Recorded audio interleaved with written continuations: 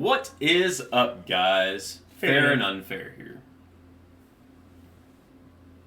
You can go. I'm done. Oh, fair and unfair here. Oh, Nicolás y Roberto. As long as you know he's fair. He's unfair. And I'm not really sure what's happening anymore. Dios mío.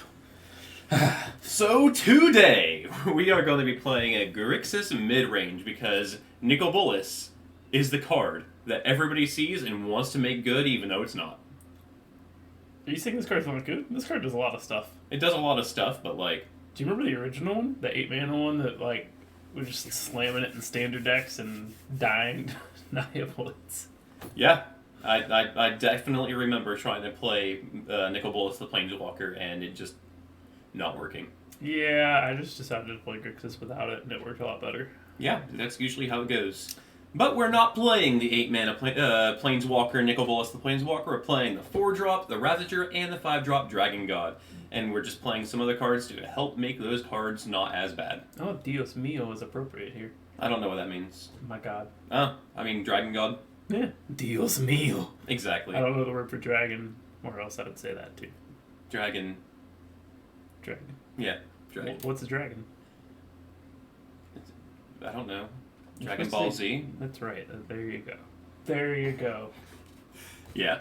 But we are going to be playing Grixis Midrange. Don't forget, if you are new here, to hit the like, comment, and subscribe button. Especially the subscribe button. Exactly, because that helps us out, free for you, and it helps you be able to see every single video that we post every single Wednesday at noon. Alright, I forgot this was YouTube for a moment. We are streaming to all people just in a very late time period. Yeah, this is what, like 9 days prior to actual like stream date. Exactly. Yeah. That's how it goes. Well, hit all those buttons anyway. Come check us out on Fridays at 7 o'clock Eastern on Twitch.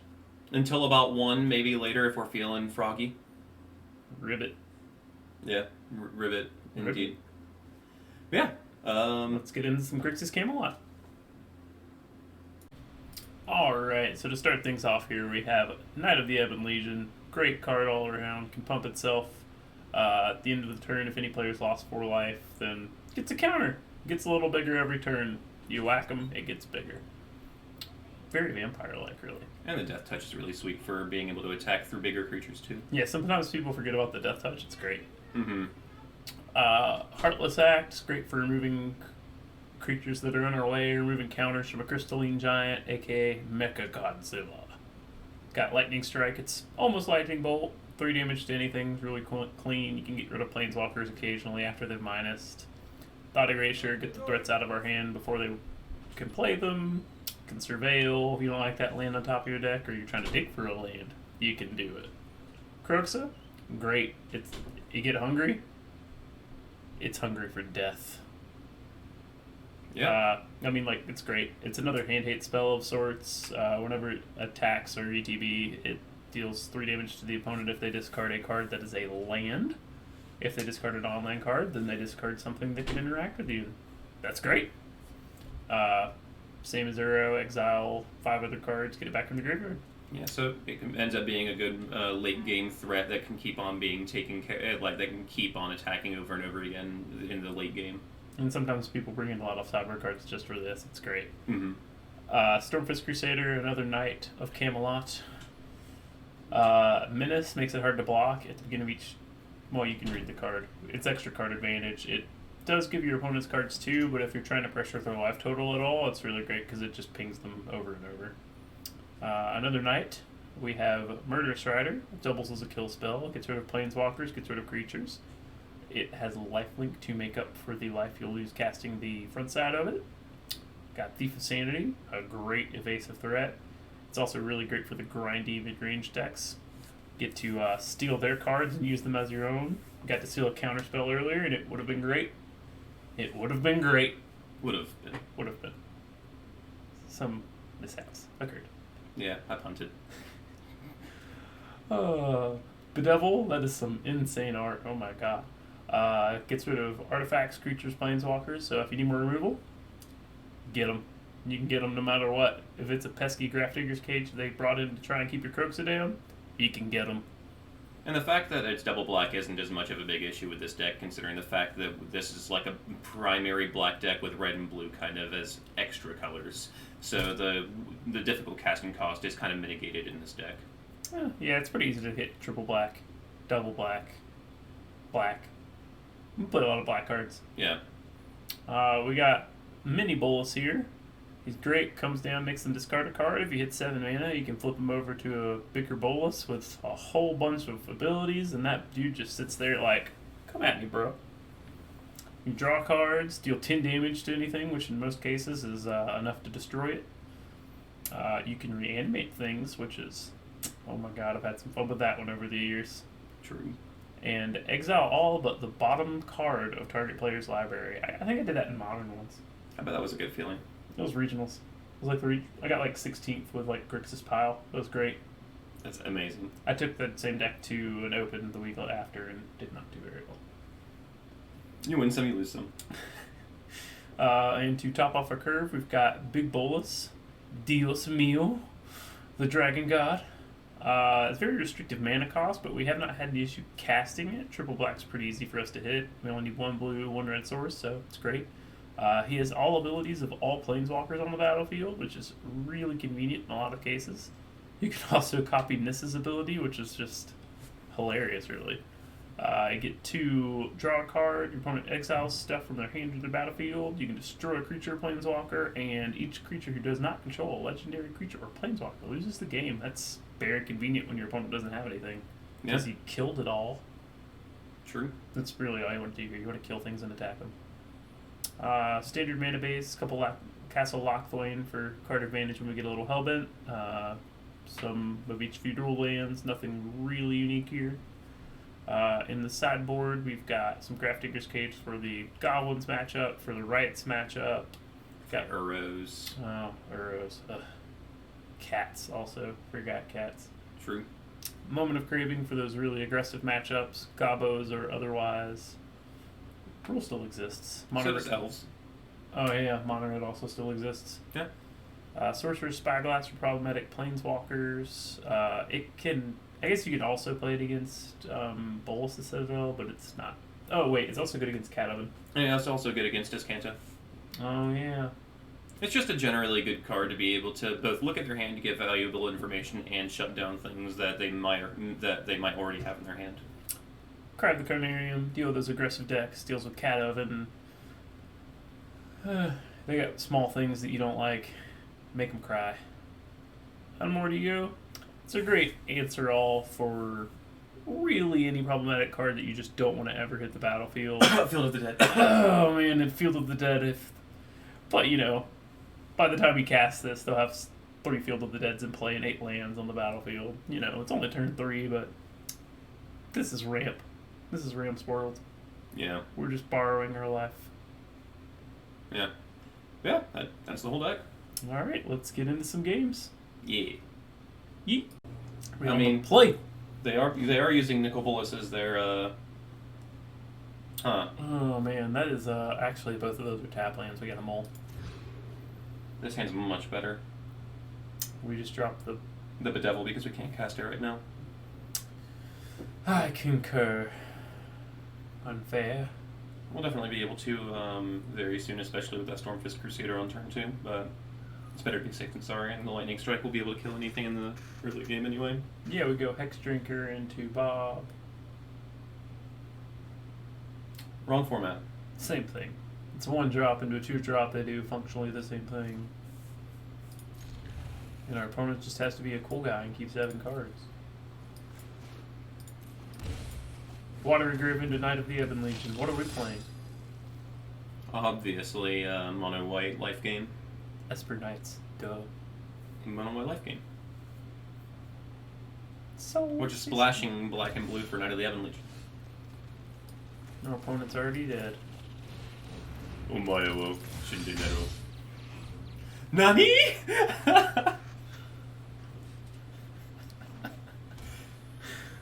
Oh my god. So since Stormfist Crusader automatically does 1 damage to the opponent, just attacking with Knight of the Ebon Legion and Stormfist Crusader gives the buff to the Knight of the Ebon Legion without having to pump him. So here Definitely Thief of Sanity? Definitely Thief of Sanity, yeah. They're on Jund Adventures, maybe? Probably. Or maybe it's Jund Midrange? Maybe it's just Gruul aggro with a splash of black or something? Or maybe they're playing Field of the Dead. Fuck. Can never escape it. And naturally something else is gonna die.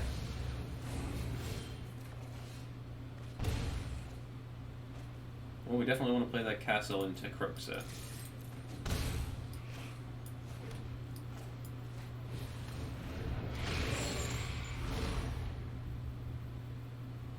Croxa's sweet because of the fact that, at worst, it's a Raven's Crime, which I mean is a pretty bad worst part, but whenever he resolves, he just becomes such a powerful threat.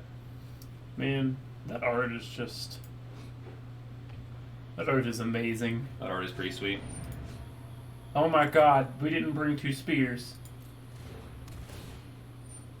Oh my god, we can kill it and reanimate it with nickel... Wait, is it... That's not the same one, is it? Damn it. Wrong one. Damn it. We also need a 3rd Black Source before we can for sure reanimate or cast that Nicol Bolas. Oh man, I missed that part. Yeah. Do we kill this? I think so. It's a big threat. We need to deal with it immediately.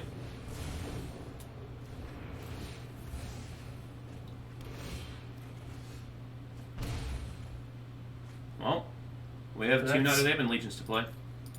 And they're both going to get buffed. Oh wait, no, they're not. They're 1 off. They're 1 off. No.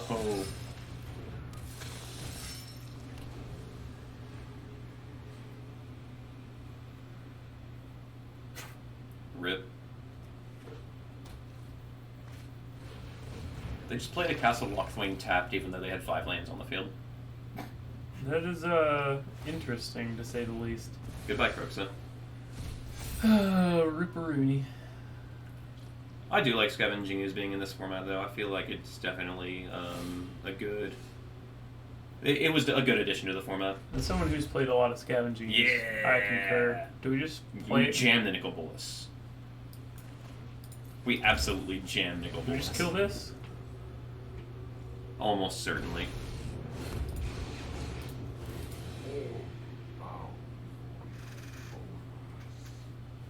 Nicol Bolas sounds creepy. I don't know, that was pretty creepy yourself, man. Thank you. Please stop. Please. Gotta gain that life. Gotta get that. Gotta get that. I'm gonna definitely attack with the Stormfist Crusader since it has Menace.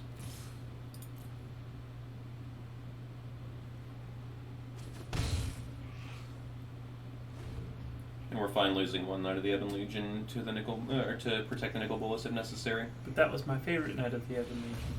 Shit! Well, that was really good. Shit! Why does it have to have vigilance of all the abilities? I mean... Why does it have to have any of its abilities? Yeah, it's literally just ability soup.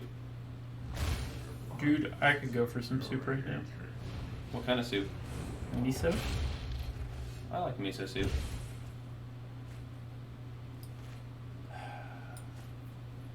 I think we just play the Castle Lochthwain and pass.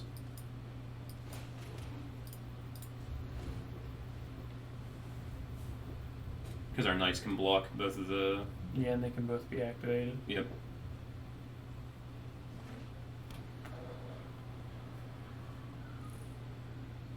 If nothing happens this turn, we can play the Mountain and then Thought Erasure, because we'll still have enough mana to...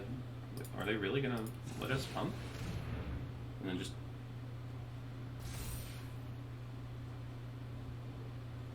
Move the blockers? Hello?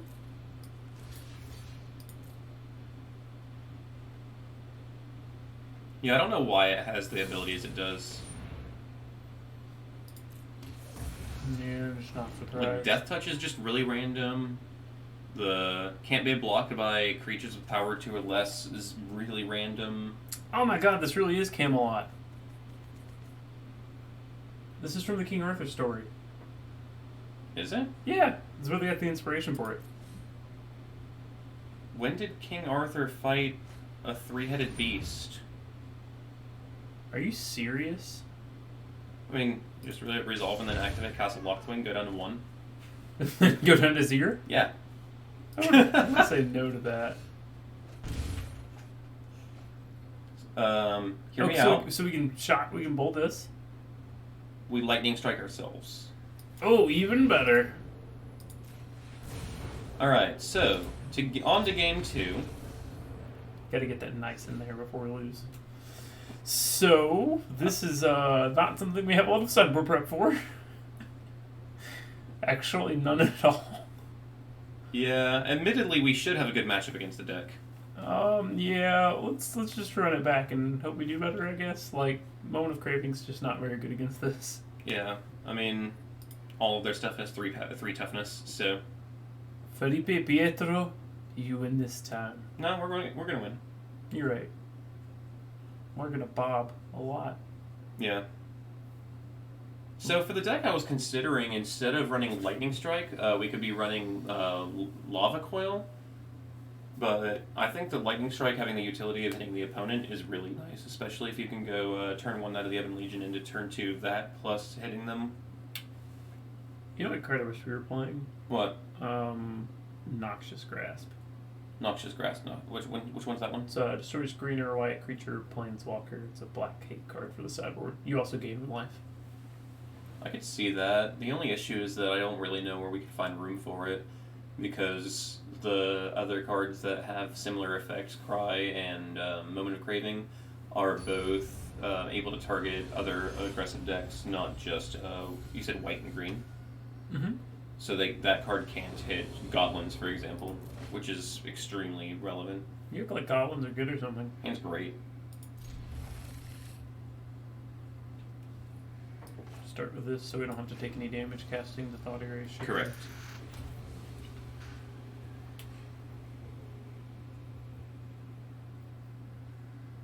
We have a really nice curve out, though. Ooh, I'm just gonna stick with the original plan. I agree. They probably have a ooh. So I'm kind of surprised they brought this in, but I mean, I guess. Well, we don't want to take the Grafdigger's Cage or the Croxu because that's a non-bow. So I think we want to take either the Choop or the. Maybe we just take the Ooze, or maybe we. I think we take the Choop because of the fact that we can just kill the Ooze with the. You're right. With the Devil. You're right. That's a great card to keep on top. We're 1 mana off yes. being able to cast it. Yes, we are. So what do we discard to the Croxa? We're going to. I don't think they're going to play the Croxa here. They're probably going to play the Skews, right? I don't know. They play the Croxa. Do we just discard the Bolus? Absolutely not. We curve into the Bolus. I think. That's actually a good question. I think there's an argument for dropping the Bedevil. No, we want to kill the Ooze. We can't let the Ooze survive. I mean... We either have to discard Stormfist or we have to discard the Bolus. The Ooze isn't really powerful right now. I mean, I guess they could make it into a 4/4. But, like, it's not powerful on its own, but if they have other threats, then it's a big deal. I'll discard the Stormfist. I still think Bedevil's the best choice here because we have a lot of removal spells and it's their only threat. I'm gonna pay 2 life so we can curve into Bolus. If they don't play the Ooze because of it, then that's not actually a bad thing for us. Yeah.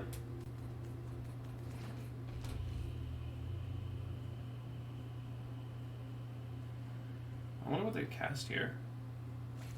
Just Skews, yeah.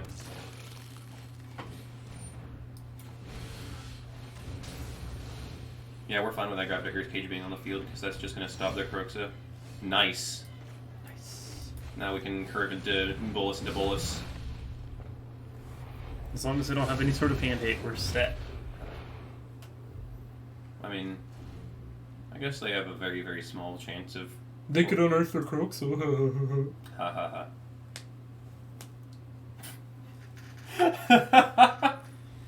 So... Sick non-bow opponent. Alright, well, if they kill our first Nicol Bolas, we have a second Nicol Bolas to deal with them. You're gonna Vraska's Contempt me, bro? So we definitely should have played the Nicol Bolas first, because they only have 2 lands, and that makes them discard a land. Or discard a card. Then they only have 2 cards in hand. We definitely should have played the Nicol Bolas first. Well, they're gonna, like... Yeah, I mean... Technically... Well, I'm usually wrong by wanting to cast my spells pre-combat, but I actually had good reason for playing that pre-combat. Watch them, like, exile their own cage. I mean, they don't have enough cards in their graveyard in order to... Wait, really? That is not what I expected to happen. That is... I was right. Wow, I really did. I'm okay with this. Okay. I'm still okay with this. Okay. We have double threat. Okay. It's exile, not discard, so that we're not pushing them into their next Grixis. So. And we still can hold up the activation for night. This is amazing. Yeah, so we can block a questing beast that they may cast. Well, there's that at least. Yeah. Yeah, take that, opponent. Yeah. Told you we were gonna win. Told you our deck is actually really well positioned against them. So just run it back because there's nothing we can do though. Yeah. Run them back. Good job playing a deck that's not in the meta, opponent. Very smart of you. I mean, as I said though, like our deck is actually just well positioned to be able to beat a deck like this on average. Well, we're waiting on our opponent.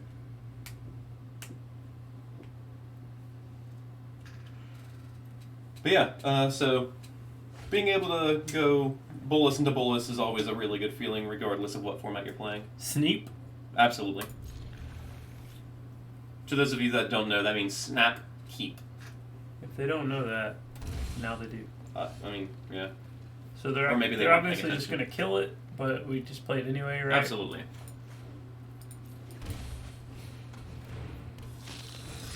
If they're going to shock it, they're going to shock it, whatever. Shocking. Okay, or they're going to Dragonfire it. Yeah, they're going to worse shock it. Just discard the mountain? Yeah, the mountain, definitely. Nice. You've activated my trap card. Also having Grixis. This has been a fun mirror. Yeah. Jund versus Blue Jund. So... Dragon Skull Summon? Yeah. And just pass. Now I have Murderous Rider for their questing beast. That they're inevitably going to cast this turn. Never mind, I lied. No, we just have to slam the Bolas, right? Absolutely slam Bolas.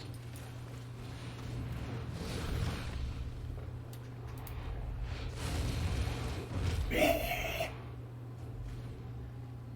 sounded like a feral ghoul. That was a bit too good. How many cards are in a graveyard? 4. Quattro. Body ratio is a huge draw. You just call me fat? Well, Okay. we put that in our I think we put it on our graveyard because that lets us cast Grixis. Oh, yeah, not this turn, but still. Yes. And if they play, they can play their Grixis, but we just Murderous Rider it. Yep. I don't think we lose our Lightning Strike, but it's not really a big deal. Exactly. And then Ching, ching, ching, ching, ching. yep.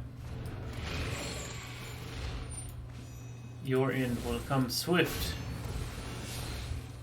Yep. Goodbye, Lightning Strike. Hello, Grixis. Ching, ching, ching, ching, ching. Makes sense.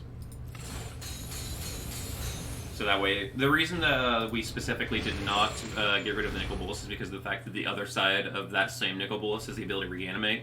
So you can have the creature of Nicol Bolas, the same creature flipped, and the Dragon God all at the same time. Let's get them.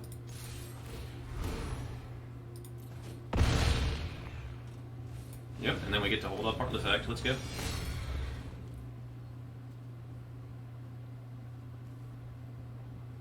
So yeah, the deck's pretty powerful whenever you have whenever you're playing against any type of creature-based deck, because the fact that we just have so many ways to deal with creatures just in the main board. With if you're afraid of a lot of What? Okay. I mean, yeah, that's fine. You got it, dude. We'd love to draw a Lightning Strike. That's unfortunate, but play the Grixis from our hand, right? Go ahead and put him down to 1.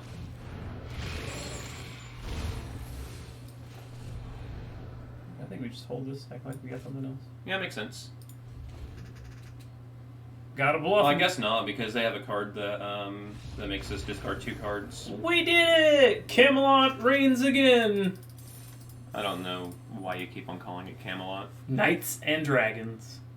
Okay, it could be a lot of other things too. No. Name one other kingdom with knights and dragons. One other. You can't, exactly. Okay, we're just gonna go with that. So yeah, the deck having the ability to just mollywop creature-based decks between Bedevil, Murderous Rider, Heartless Act, Lightning Strike. I'm sorry, what was that word? Mollywop. Have you never heard that word before? I have never heard that phrase uttered in my life. Well, welcome. But yeah, this deck is able to just deal with a lot of creature-based decks, and then between Lightning Strike being able to hit players and Thought Erasure, and Thief of Sanity, we have a decent matchup against Control as well, especially with Nicol Bolas ×2. So our main board matchup against a lot of decks is actually really impressive. Anything creature based, at least. Yeah, exactly. The card that we have the most trouble with this deck is definitely going to be a Field of the Dead deck.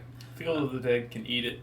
But having the ability to have both Unmoored Ego and Cry of the Carnarium, like for the fail case of Unmoored Ego not working, is definitely a way to be able to get around that, though.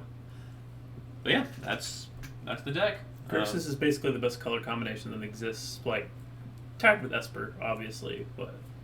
It's definitely one of the most fun decks. So if you're trying to find yourself a fun deck to play, and you have 1 billion extra rare wildcards, you should definitely build this. I mean, the only issue, as I said, is the fact that it does require a lot of rare wildcards. Thought Erasure, Lightning Strike, and Heartless Act are the only non-rares in the deck. Oh my god, it is a whole lot of rares. Other than the basic lands. So yeah, if you have about 132 rare wildcards, you should build this deck. Or, like 65-ish. Exactly. About the same number. Yeah, same thing. Yeah. But yeah, don't forget to like, comment, subscribe, and share, and come and visit us on our stream over at Fair Unfair MTG. We do stream every single Friday from 7 p.m. to 1 a.m. Eastern Time. Find some stranger on the street, shake their hand. Actually, no, you don't want to shake anybody's hand right now. Make sure you're 6 feet away from them and make them watch this video. Exactly. Just carry around a big screen television everywhere you go, so that way they're able to watch it from a distance. Would they also have a boombox? Yeah, exactly. Or they're just using one of those TVs that have the sound coming out of it. Dun, dun, dun.